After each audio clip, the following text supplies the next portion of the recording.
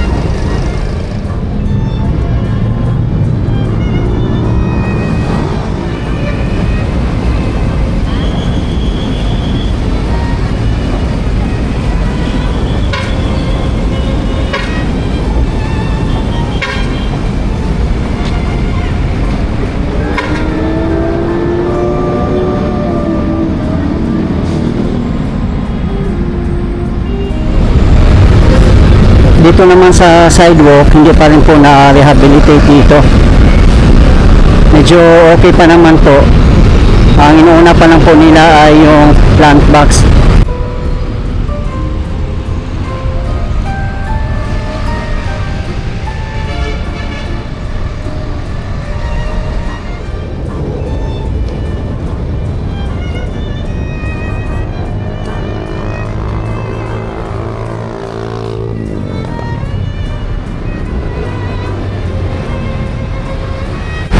Tingnan po natin guys kung hanggang saan po itong plant box.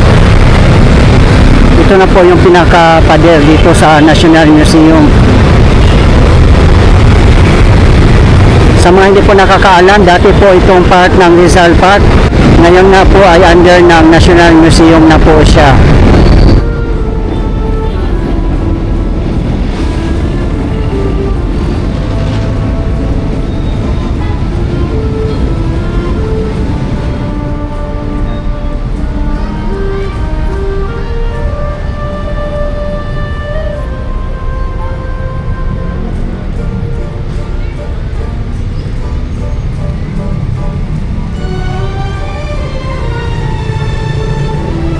Yan, kung matatapos na rin po pala dito na area ay gate din po yan dyan, oh.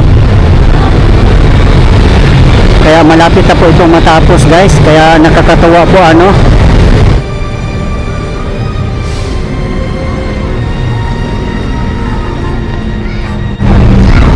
Pupunta po tayo guys sa pinakadulo doon sa may Calao Avenue, doon lang po sa bandang unahan.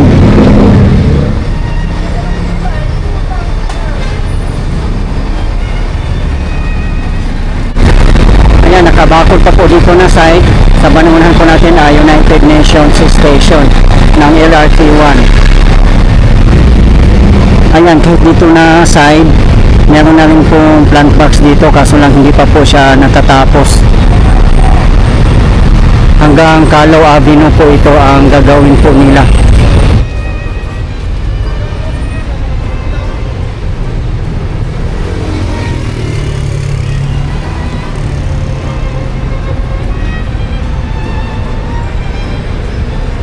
Time check, 6:30 PM local time.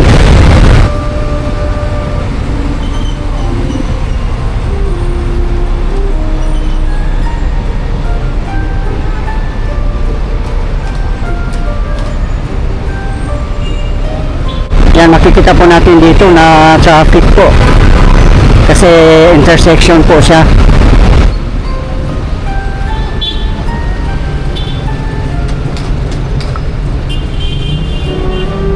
Dito na po tayo mismo sa Calao Avenue. Ayan, ito po yung kahabaan ng Calao Avenue papuntang Rojas Boulevard or Manila Bay.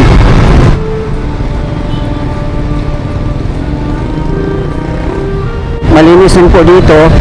Dito na side, wala po tayong makikita mga vendors dito. Ayan, at nakabakod pa rin po siya.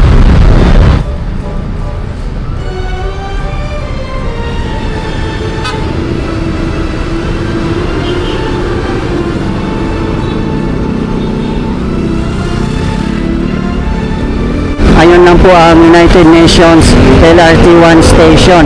Ayan po ang pinakamalapit na LRT-1 station kung mamasyal po kayo sa Rizal Park or National Museum.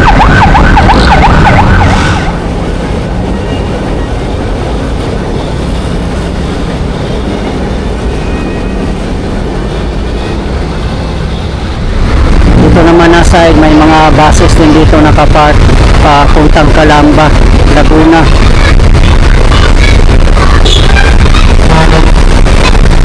Yan, meron namang waiting shed po dito.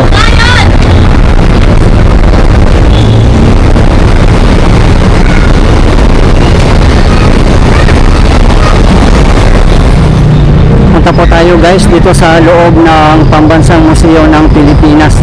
Dito sa kanilang park. Ayan o, makikita po natin dito na marami na pong namamasyal. May mga nagja-jogging, nag-walking, nagpapahinga.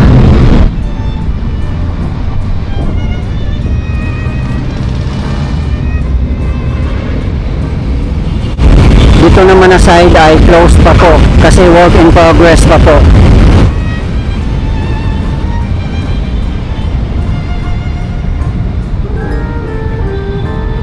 Yan, ganda ng mga pailaw dito. Ayan naman po sa kabila ang National Museum of Fine Arts.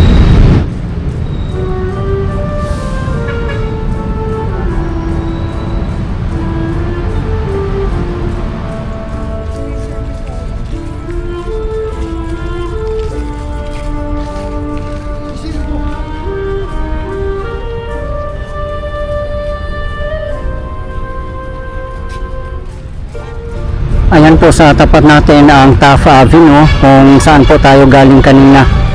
At dito naman sa kinatatayuan natin, dito po dati ang Philippine map ng Rizal Park. Yun nga po ay wala na pong Philippine map ngayon kasi under na po ito ng National Museum.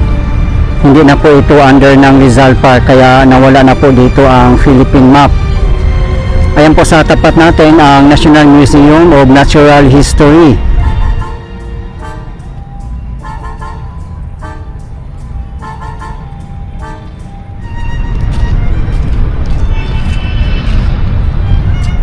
At dyan naman po sa kabilang side, magkatapat lang po sila ay ang National Museum of Anthropology.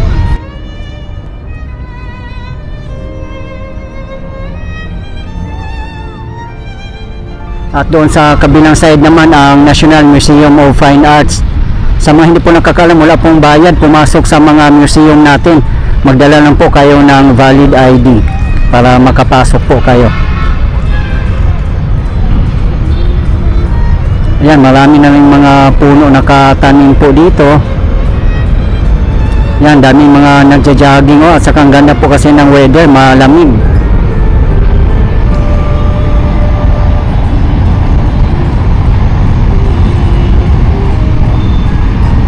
Dito naman sa pinakagitna, wala pang mga nakatanim dito, kundi plain pa lang po siya, mga grasses. Bawal po mapak dito sa mga damo, kaya tingnan nyo po, ang ganda. Namamatay po kasi ang mga damo pag inaapakan. Pag dito po tayo lumabas ay Finance Road. Dire-diretso na po yan sa tapat natin ang National Museum of Fine Arts. Kung dyan naman po kayo sa kabilang side dumaan, ay ang exit po niya ay Taft Avenue. Yun nga guys, yung pinuntahan po natin kanina, kung matatapos na po yung gate, ay palabas din po ng Taft Avenue. So magkakaroon po ng dalawang gate sa harapan ng Taft Avenue. Same po dito sa Maria Orosa Street, may dalawang gate din po. At yun lang po sa tapat natin ang Rizal Park.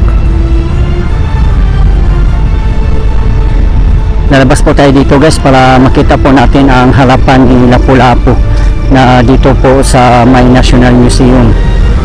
Nandito na po tayo sa labas ng gate ng National Museum. Ayan, ito yung harapan niya dito, napakaganda din po. Ayan po ang statue ni Lapu-Lapu na napakalaki.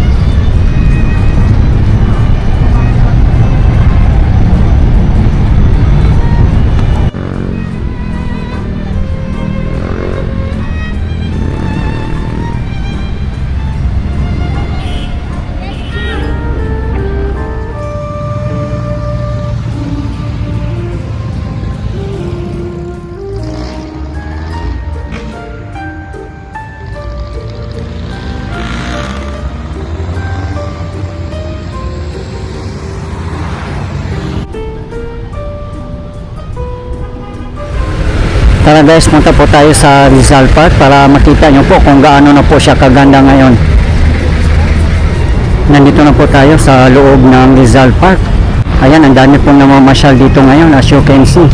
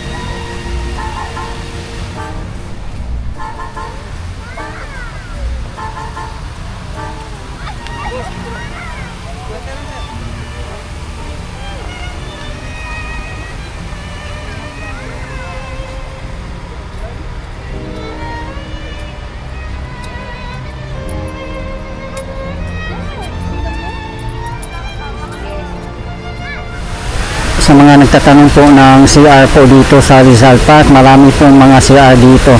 Napakalinis po at well maintained at marami po. Kaya huwag po kayong mag-alala kung mamamasyal po kayo dito. At marami din po kayong mabibilhan ng mga pagkain dito sa loob.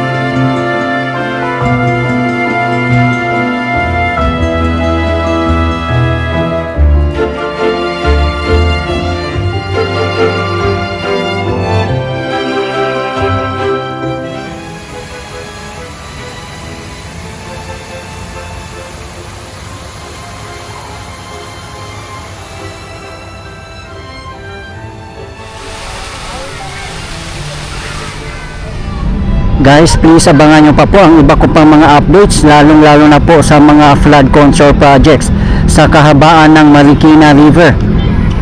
Sa mga hindi po nakakalam, ang opening po ng National Museum Park ay from 9 AM up to 8 PM only. Kaya take note guys kung mamasyal po kayo dito sa park.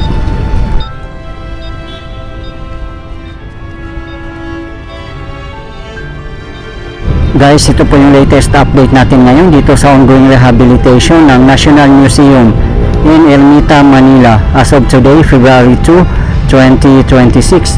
Maraming salamat po sa patuloy niyong suporta at panonood ng aking mga videos. I really appreciate po at hindi po ako magsasawang i-update kayo lalong lalo na po sa mga government infrastructures. Mabuhay ang Pilipinas!